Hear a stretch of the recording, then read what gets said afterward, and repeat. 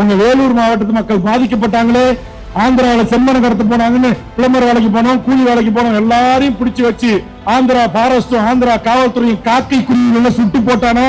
தமிழ்நாட்டில் 196 கட்சியில எந்த கட்சி 50,000 பேரை திரட்டி கவர்னர் மாளிகை முற்றுகிட்ட கட்சி? செத்து போன 20 பேர் வன்னியரா, முதலியாரா, ரெட்டியாரா, பாயா, கிறிஸ்தவனா, நாடாரா பார்க்கல. செத்து போனவன் தமிழன். எப்படி இன்னைக்கு எல்லா மாணவர்கள்ட்டையும் உரிமையோடு போய் டிஎன்பிசில உனக்கான வேலையை நான் உறுதி செஞ்சிருக்கேன்ப்பான்னு நான் சொல்லி என்னை ஆதரிங்க நான் கேட்கறதுக்கு எனக்கு ரைட்ஸ் இருக்குதோ, அதே மாதிரி இங்க இருக்கிற அனைத்து தொழிலாளர் வர்க்கத்திடம் என்னை ஆதரியுங்கள் என்று கேட்பதற்கான உரிமை எனக்கு இருக்கிறது. காரணம் உங்களுக்காக நான் போராடி இருக்கிறேன். மோடி கொண்டு வருகிற பாசிச சட்டங்களை, தொழிலாளர் விரோத சட்டங்களை, சிபிஆர் என்ஆர்சி சட்டங்களை, சிறுபான்மை மக்களுக்கு அச்சுறுத்தல் விடுகின்ற சட்டங்களை, அம்பானி அதானி துறைமுகங்களுக்காக எங்கள் கடலை இன்றைக்கு பட்டா போட்டு விற்கின்ற குறைமைகளுக்காக தமிழ்நாட்டின் அரசியல் கட்சிகளிலே எந்த ஒரு குற்றச்சாட்டுக்கும் உள்ளாகாத நேர்மையாக மண்ணுக்கும் மொழிக்கும் இனத்திற்குமான தமிழ் சமூகத்திற்குமான ஒரு பாதுகாப்பு அரணாக வளர்ந்து வருகிற தமிழக வாழ்வுரிமை கட்சி. இன்னைக்கு திமுக எம்பியா இருக்கிறார் நீசன், அவர்களை வழக்கறிஞராக வைத்து சென்னை உயர்நீதிமன்றத்தில் ஆனந்த் வெங்கடேஷ் என்கிற நீதி அரசர் முன்பாக வழக்கை தொடுத்து எனது செலவில் வழக்காடி இன்றைக்கு தமிழ்நாட்டில் இருக்கிற ஏழை எளிய பிள்ளை செல்வங்கள் அனைத்தும் தனியார் மருத்துவக் கல்லூரிகளிலும் 7.5% இடஒதுக்கீட்டில் கட்டணம் இல்லாமல் படிக்கலாம் என்கிற உரிமையை வாங்கி கொடுத்த கட்சி தமிழக கட்சி. அந்த கோட்டால போய் படிக்கிற பெற்றோர்களுக்கே தெரியாது, ஆனா சினிமாக்காரனுக்கு தெரியும். உனக்காக போராடுற ஒருத்தன், அண்டாபண்ணான அடகு வச்சு ஜெயிலுக்கு போற ஒருத்தன், டெல்லி நடத்துற ஒருத்தன், கேஸ் நடத்துற ஒருத்தன், நீ உனக்கான தலைவனை எங்க தேடுற? சினிமா கொட்டால தேடுற, திரையரங்களை தேடுற. ஆக இன்னைக்கு எத்தனை வீடுகள் என்ன நேரம் இருந்துச்சுன்னா என்னால ஒரு 10 மணி நேரம் இந்த 14 ஆண்டு காலத்தில் இந்த தமிழுக்கும் இந்த மொழிக்கும் இந்த இனத்திற்கும் இந்த மண்ணுக்கும் இந்த மக்களுக்கும், ஏன் உங்க வேலூர் மாவட்டத்து மக்கள் பாதிக்கப்பட்டாங்களே, ஆந்திராவில செம்மணம் கடத்த போனாங்கன்னு பிளம்பர் வேலைக்கு போனோம், கூலி வேலைக்கு போனோம், எல்லாரையும் பிடிச்சு வச்சு ஆந்திரா பாரஸ்டும் ஆந்திரா காவல்துறையும் காக்கை குருவிகளை சுட்டு போட்டானே. தமிழ்நாட்டில் 196 கட்சியில எந்த கட்சி 50,000 பேரை திரட்டி கவர்னர் மாளிகை முற்றுகிட்ட கட்சி? அப்படி முற்றுகிட்ட கூட்ட நெரிசலில் இந்த இரும்பு பைப்பை தூக்கி பிடித்து வந்த எங்கள் கடலூர் மாவட்டம் சிதம்பரத்தை சேர்ந்த மாவீரன் வினோத் என்கிற என் தம்பி அந்த உயிரிழந்த மின்சார கம்பியிலே அடிபட்டு அங்கேயே துடிதுடிக்க செத்து போனான். ஒரு உயிரை தியாகம் செய்து 21 தமிழர்கள் உயிர் தியாகம் செய்ததற்கு நீதி கேட்டு அந்த குடும்பத்துக்கு 5 லட்சம் ரூபாயும் வீட்டுக்கு ஒருவருக்கு அரசாங்க வேலையும் வாங்கி தந்து அந்த ஆந்திரா வனத்துறையின் மீதும் காவல்துறையின் மீதும் கொலை முயற்சி வழக்கு பதிவு செய்ய வேண்டும் என்று நாட்டுடைய கவர்னராக இருந்த ரோசையா அவர்களை 5 மணி நேரம் தமிழ்நாட்டுடைய கவர்னர் மாளிகையில் முற்றுகையிட்டு போராடிய ஒரே கட்சி தமிழக வாழ்வுரிமை கட்சி. செத்து போன 20 பேர் வன்னியரா, முதலியாரா, ரெட்டியாரா, பாயா, கிறிஸ்தவனா, நாடாரா பார்க்கல. செத்து போனவன் தமிழன். அநியாயமா ஆந்திர அரசு அடிச்சு கொண்டுட்டான், சுட்டு கொண்டுட்டான். நீதி கேட்டு 50,000 மக்களை திரட்டி நீதி கேட்டு அந்த குடும்பத்திற்கான நீதியை பெற்று தந்த இயக்கம் தமிழக வாழ்வுரிமை கட்சி. அதற்காகத்தான் இன்றைக்கு நம்முடைய இஷாத் அலி அவர்கள் தமிழக வாழ்வுரிமை கட்சியை தேர்வு செய்திருக்கிறார். ஏன் தமிழக வாழ்வுரிமை கட்சியில் அவர் இணைய வேண்டும் என்பதற்காக அவரோட 100கணக்கான உறவுகள் ஏன் இணைய வேண்டும்? அவரோட 100 பேர் வந்திருக்கலாம். அந்த 100 பேர் மட்டுமல்ல, 100 குடும்பம். அந்த 100 குடும்பம் அந்த உறவுகளுக்கு சொல்லட்டும். வேல்முருகன் என்பவன் தமிழ்நாட்டில் தமிழக வாழ்வுரிமை கட்சியை தொடங்கி எவற்றையெல்லாம் சாதித்திருக்கிறான் நீதிமன்றத்தின் மூலமாக. ஏன் இங்க மாரிமுத்து பேசும்போது சொன்னார, இங்க இருக்கிற உழைக்கும் பாட்டாளி வர்க்கம், இங்க இருக்கிற நிறைய தொழிற்சாலை எல்லாம் இருக்கு. 8 மணி நேரம் தான் இப்ப நமக்கு வேலை. அது 12 மணி நேரம் மேனேஜ்மெண்ட் நினைச்சா வாங்கலாம், 18 மணி நேரம் வேண்டுமானாலும் வாங்கலாம்.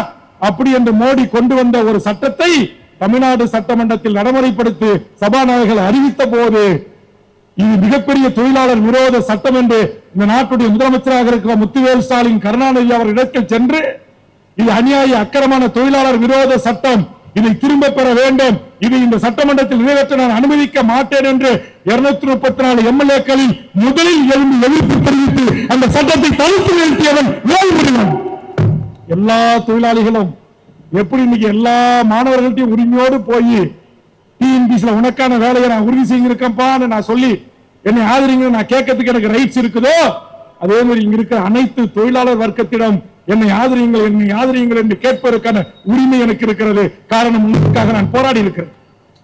அதே மாதிரி இன்றைக்கு அமைப்பு சாரா தொழிலாளர்கள் இந்திய அரசு கொண்டு வந்திருக்கிற 4 தொழிலாளர் தொகுப்பு சட்டம் நலவாரியங்களை அழித்து தொழிலாளர்களை அடிமையாக்கி தொழிலாளர்களுடைய நிதியை 1 லட்சத்துக்கு மேற்பட்ட கோடி அரசு கஜனாவுக்கு கொண்டு செல்கின்ற ஒரு மோசமான அந்த தொழிலாளர் விரோத சட்டத்தை கொண்டு வந்திருக்கிற நரேந்திர மோடியை எதிர்த்து தமிழ்நாட்டின் முதலமைச்சர் அவர்களே, இந்த சட்டத்தை எக்காரணத்தை கொண்டு தமிழ்நாட்டில் நடைமுறைப்படுத்தக் கூடாது என்று அமைப்புச்சாரா தொழிலாளர்களாக வாழ்கின்ற தமிழ்நாட்டிலும் இந்தியாவிலும் வாழ்கின்ற 33 கோடி மக்களுக்காக தமிழக சட்டமன்றத்தில் ஒரு குரல் ஒலித்தது என்று சொன்னால் அது தமிழக வாழ்வுரிமை கட்சி.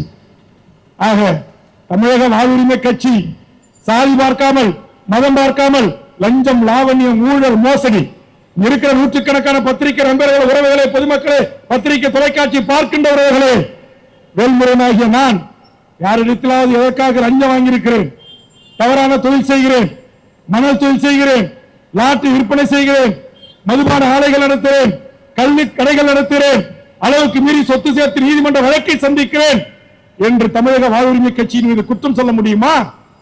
லஞ்சம் இல்லாமல், ஆவணி இல்லாமல், ஊழல் இல்லாமல் இந்த மண்ணுக்காக மக்களுக்கான ஒரு மாற்று அரசை முன்வைக்கிற தமிழக வாழ்வுரிமை கட்சியில் எதிர்மை குடியாத்தத்தில் இருக்கிற உறவுகளே, இர்ஷாத்தோடும் ஏனைய நண்பர்களோடும் இங்கு வந்து இணைந்தது மட்டுமல்லாமல் 1 மணி நேரத்திற்கு மேலாக உங்களிடத்தில் உங்களுக்காகவும் உங்கள் பிள்ளைகளுக்காகவும் தமிழ்நாட்டின் வாழ்வுரிமைக்காகவும் மக்களுக்காகவும் மண்ணுரிமைக்காகவும் மொழி உரிமைக்காகவும் போராட்ட களத்தில் இருக்கிற நான் இங்கே வேண்டுகோள் வைக்கிறேன். என் உறவுகளே, தமிழக வாழ்வுரிமை கட்சி என்பது இது ஒரு சாதிக்கான கட்சி அல்ல, ஒரு மதத்திற்கான கட்சி அல்ல.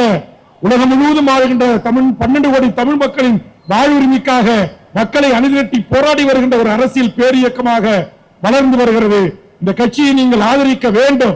குரலற்ற மக்களின் குரலாக சட்டமன்றத்தில் ஒலிக்க வேண்டும், இந்திய நாடாளுமன்றத்தில் ஒலிக்க வேண்டும்.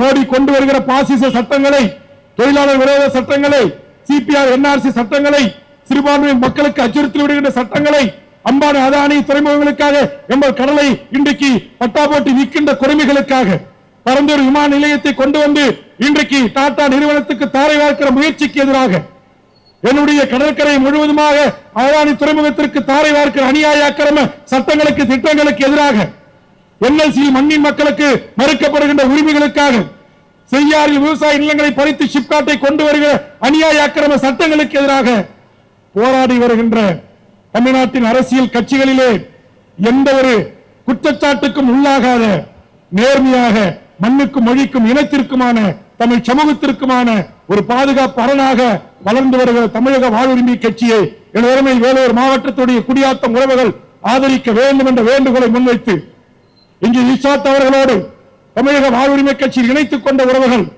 இங்க எனக்கு மாலுயிர மாலை போடல, இங்க யாரும் சால்வ போடல, இங்க வாழ்க ஒழிக கோஷம் இல்ல.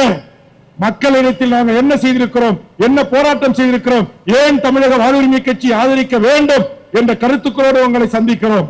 ஆதலால் என் அருமை உறவுகளே, எனது தலைமையை ஏற்று தமிழக வாழ்வுரிமை கட்சியில் தங்களை இணைத்துக் கொண்ட அன்பு உறவுகள் இஷாத் அவர்களுக்கும், அன்னரவி அவர்களுக்கும், ஜான் பாஷா அவர்களுக்கும், ஜீனத் அவர்களுக்கும், அம்சத் கான் அவர்களுக்கும், கே இஸ்மாயில் அவர்களுக்கும், முகமது சுபேர், நிஜாமுதீன், ஆசிப், சுல்தான், கபீர், இர்பான், யாசர், சாரிக் பாஷா, யோசன் உள்ளிட்ட அனைத்து என் உறவுகளுக்கும் எனது தலைமையை ஏற்று இஷாத்தினுடைய அழைப்பை ஏற்று வருகிறது இணைந்த நீங்கள் உங்கள் குடும்பத்தாருக்கு சொல்லுங்கள், உங்கள் பிள்ளை செல்வர்களுக்கு சொல்லுங்கள், உங்கள் உறவுகளுக்கு சொல்லுங்கள்.